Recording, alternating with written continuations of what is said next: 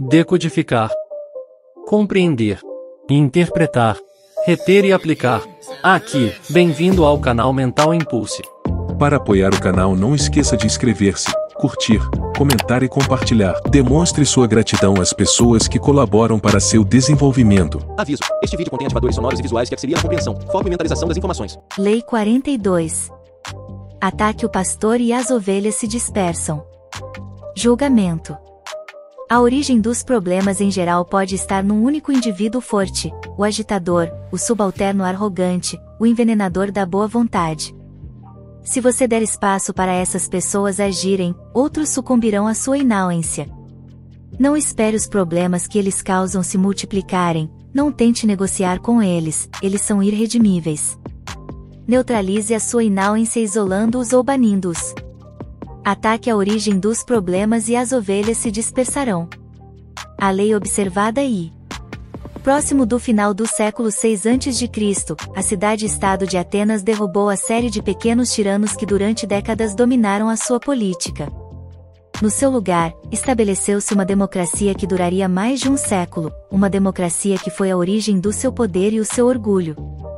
Mas com o desenvolvimento da democracia, surgiu também um problema novo para os atenienses: o que fazer com aqueles que não se preocupavam com a coesão de uma pequena cidade rodeada de inimigos, que não trabalhavam para a sua glória maior, mas só pensavam neles mesmos e nas suas próprias ambições e intrigas mesquinhas?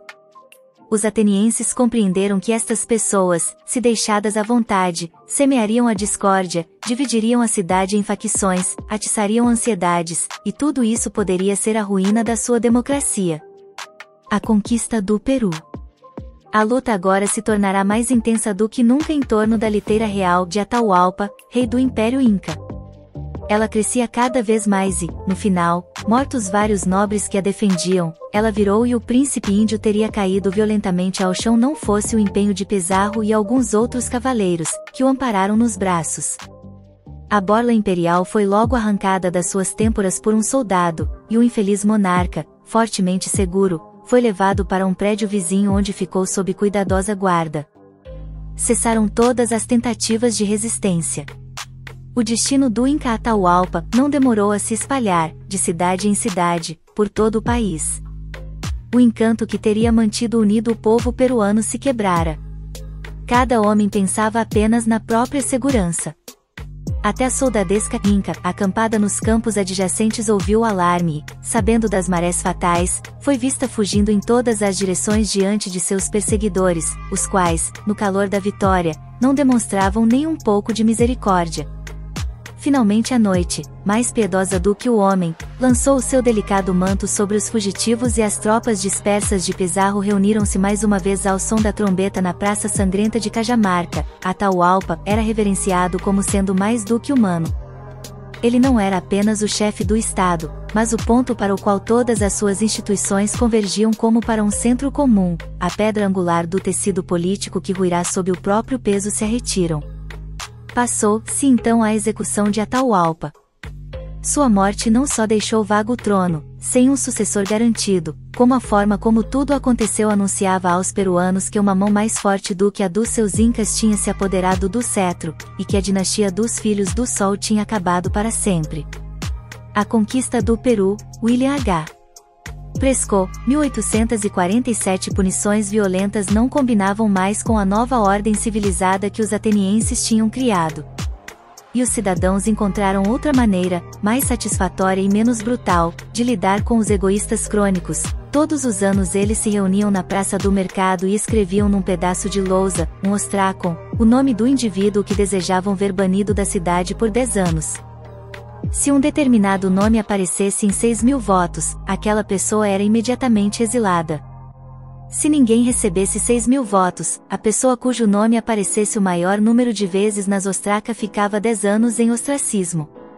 Este ritual de expulsão virou uma espécie de festa, que alegria poder banir aqueles indivíduos irritantes, aqueles geradores de ansiedade que queriam ser superiores ao grupo a quem deveriam servir. Em 490 a.C., Aristides, um dos grandes generais da história ateniense, ajudou a derrotar os persas na Batalha de Maratona.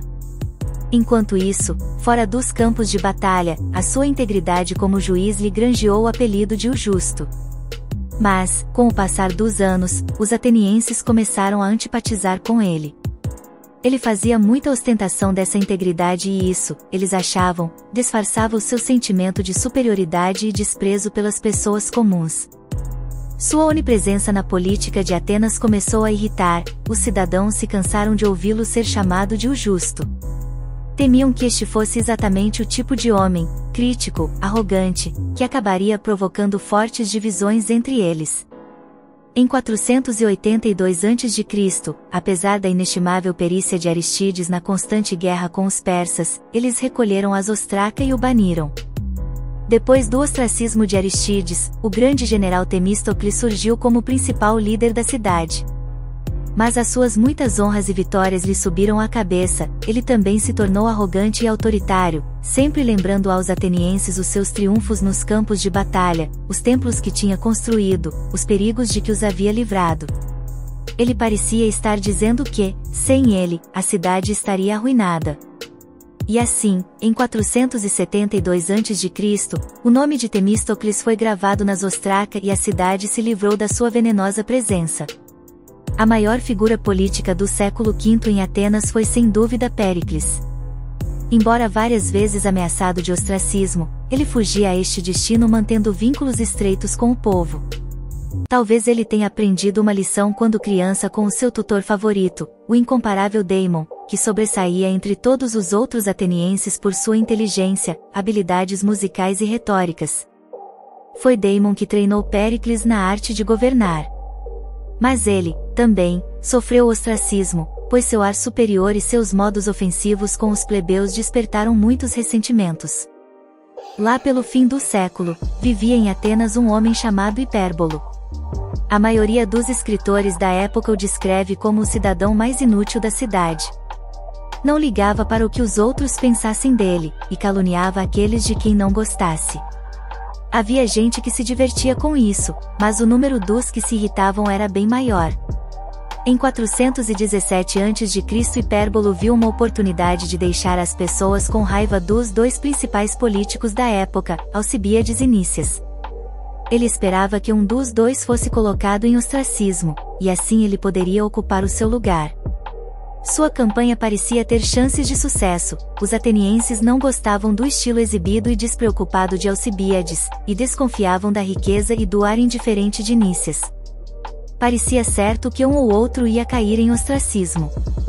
Mas Alcibíades e Nícias, embora inimigos entre si, juntaram forças e conseguiram que Hipérbolo é que fosse para o ostracismo. A sua chatice, eles argumentaram, só terminaria com o seu exílio. Os que padeceram no ostracismo antes dele tinham sido homens poderosos, formidáveis. Hipérbolo, entretanto, era um bufão medíocre, e com a sua expulsão os atenienses sentiram que o ostracismo estava desgastado. E assim acabaram com uma prática que, durante quase um século, tinha sido uma das soluções para manter a paz em Atenas. Interpretação. Os antigos atenienses tinham instintos sociais desconhecidos hoje em dia, a passagem dos séculos os embotou. Cidadãos no verdadeiro sentido da palavra, os atenienses perceberam os riscos do comportamento antissocial, e viram que esse comportamento com frequência se disfarça assumindo outras formas, a atitude do que se julga mais santo do que os outros e silenciosamente procura impor os seus próprios padrões, a ambição cada vez maior às custas do bem comum, a ostentação de superioridade, a intriga silenciosa, a antipatia terminal. Alguns desses comportamentos corromperiam a coesão da cidade, criando facções e semeando divergências, outras arruinariam o espírito democrático ao gerar inveja e sentimentos de inferioridade no cidadão comum.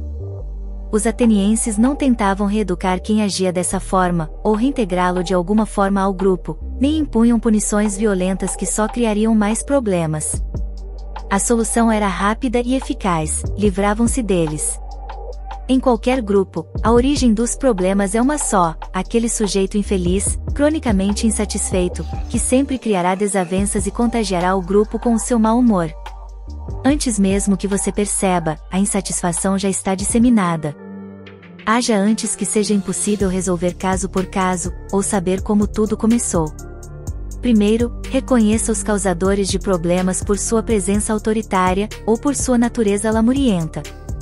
Identificando-o, não tente corrigi-lo ou agradá-lo, isso só vai piorar as coisas.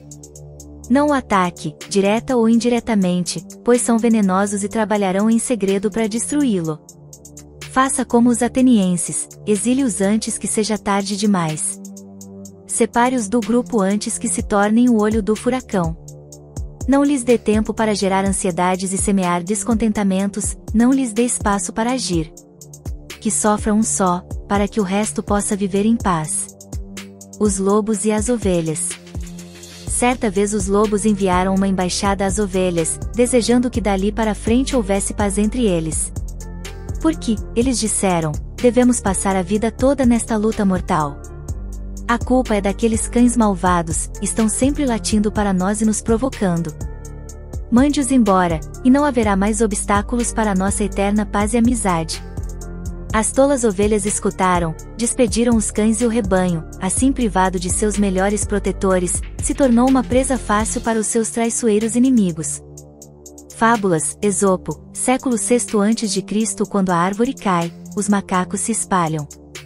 Ditado chinês. A lei observada segunda. Em 1296, os cardeais da Igreja Católica se reuniram em Roma para escolher um novo papa. Decidiram pelo cardeal Gaetani, pois ele era astuto como ninguém, e um homem assim faria do Vaticano uma grande potência.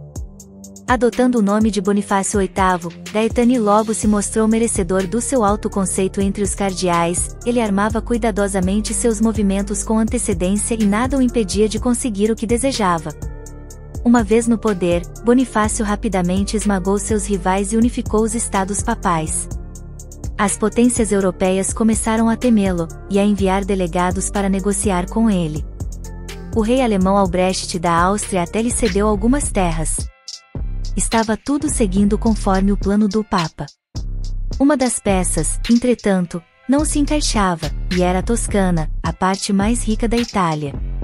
Se Bonifácio conseguisse conquistar Florença, a cidade mais poderosa da Toscana, toda a região seria dele. Mas Florença era uma república orgulhosa, e seria difícil vencê-la. O Papa tinha de ser hábil ao jogar as suas cartas. Florença dividia-se em duas facções rivais, os negros e os brancos. Os brancos eram as famílias de mercadores que tinham acabado de ficar ricas e poderosas muito rápido, os negros eram as fortunas tradicionais. Devido à sua popularidade, os brancos é que controlavam a cidade, para o crescente desagrado dos negros. A disputa entre os dois partidos estava cada vez mais intensa. Ali, Bonifácio viu a sua chance, ele armaria um esquema para ajudar os negros a tomar a cidade, e Florença estaria nas suas mãos.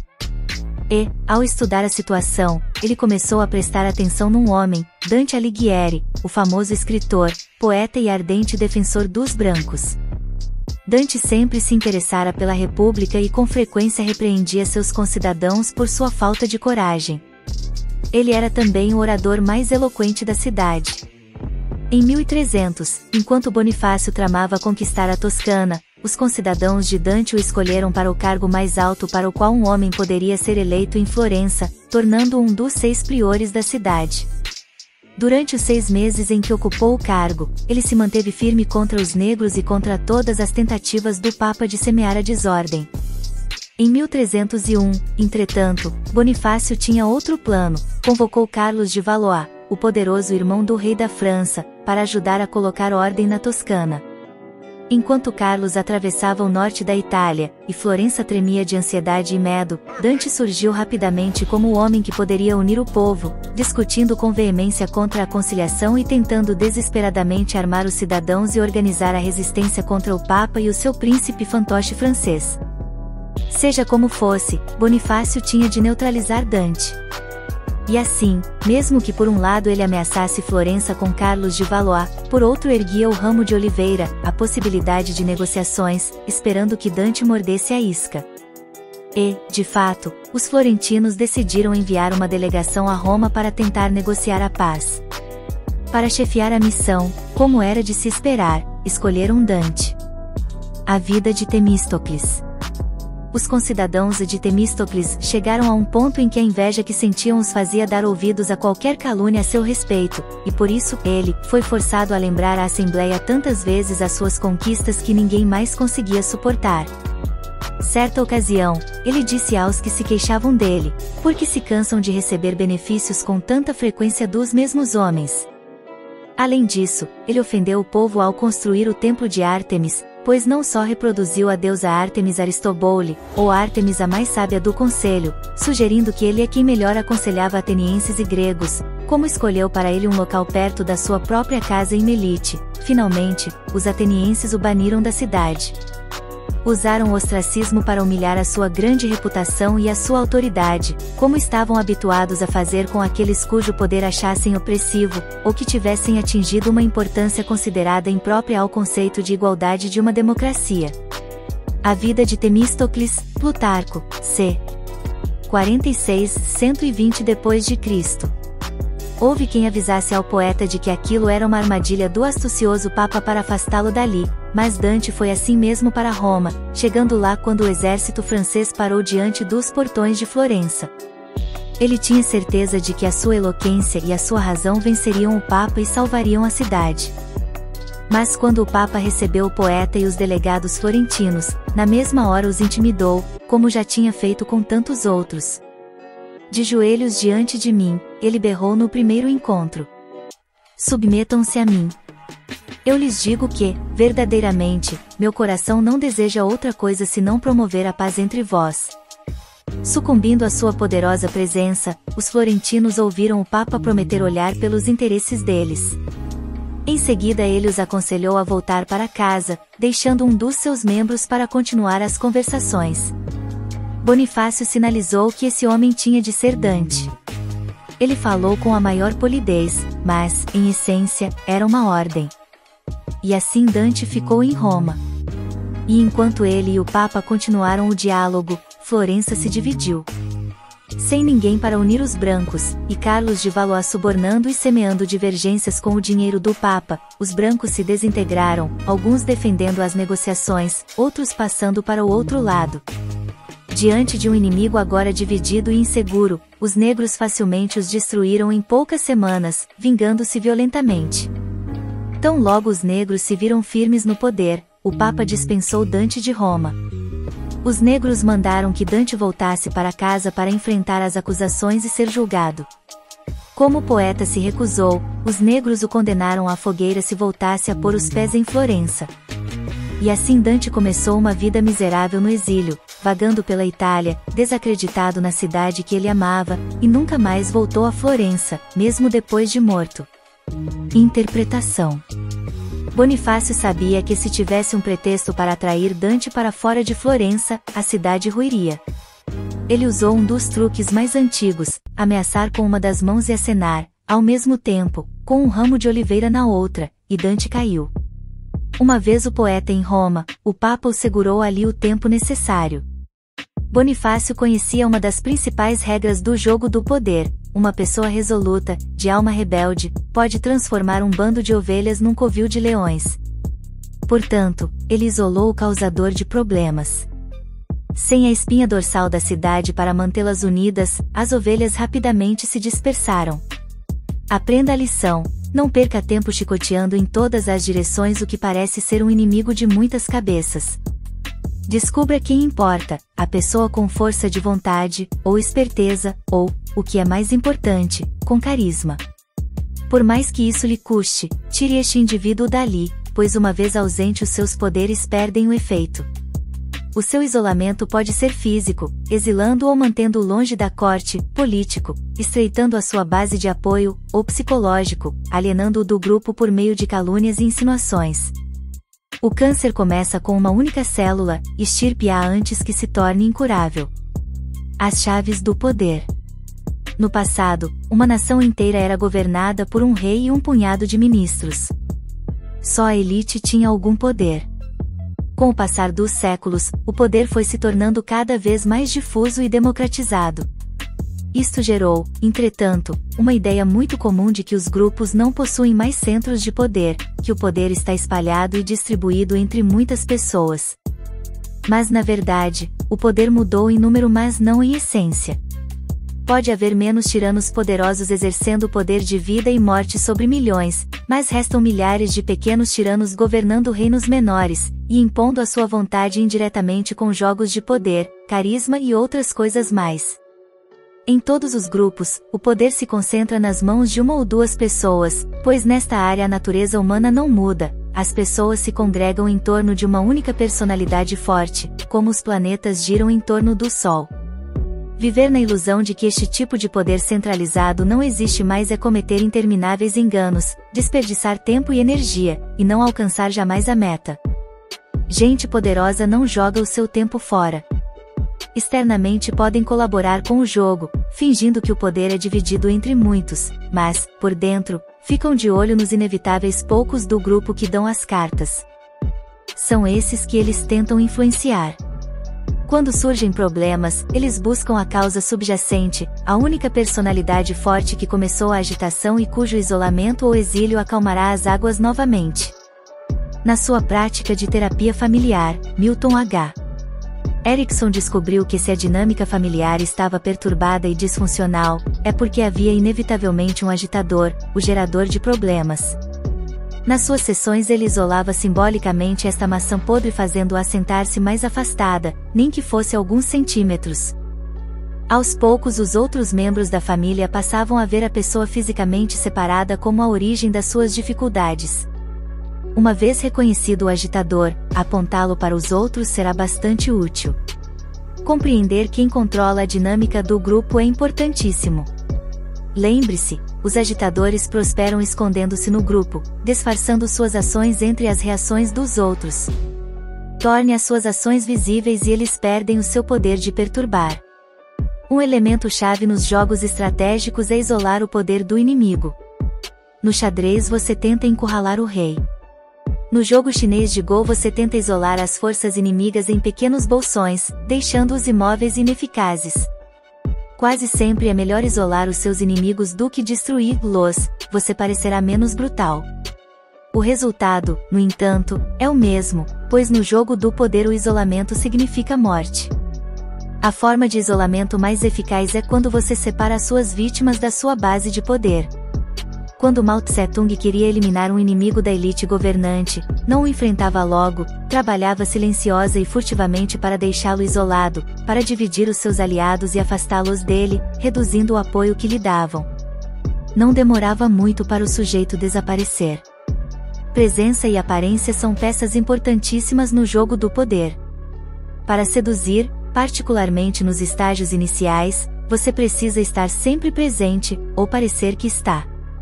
Se você fica desaparecido a maior parte do tempo, o encanto se desfaz. O primeiro-ministro da Rainha Elizabeth, Robert Cecil, tinha dois grandes rivais, o favorito da rainha, o Duque de Essex, e ex-favorito, Sir Walter Raleigh.